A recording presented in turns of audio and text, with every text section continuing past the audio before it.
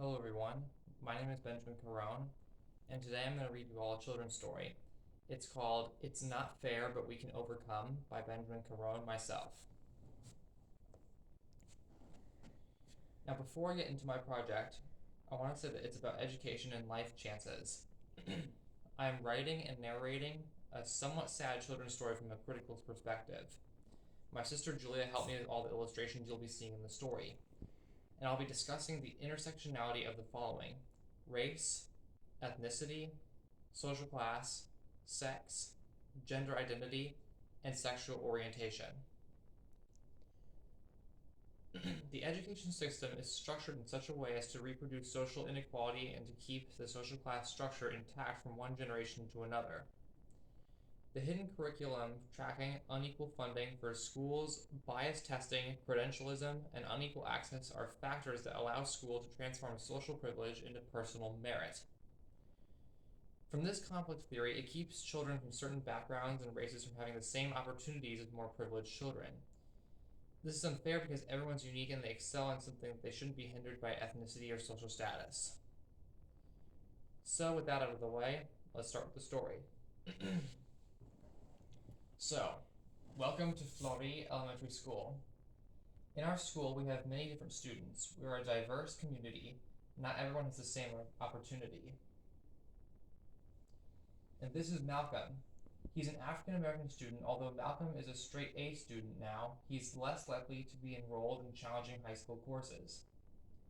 Students of color and low-income students are consistently and systematically under-enrolled in most academically intense high school courses.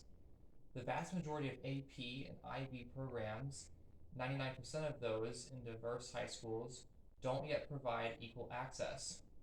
More than 750,000 students in U.S. high schools are required before are missing AP and IB classes.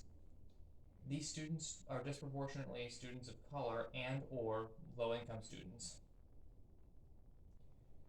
Meet Pablo. So Pablo's family is from Mexico and he speaks primarily Spanish in his home. Pablo dreams of one day becoming an engineer. To do that, he'll need a bachelor's degree. Only 19% of Latino adults earn their bachelor's degree, with just 1 in 3 overall, and just 6% have completed graduate or professional degree programs versus 13% nationally. Meet Lucy. Lucy, who lives below the poverty line. Her family doesn't have much money and her father struggles to keep a job. Lucy is considering dropping out of high school at the age of 16 to get a job and support her family. Over 37% of children raised in poverty do not finish high school.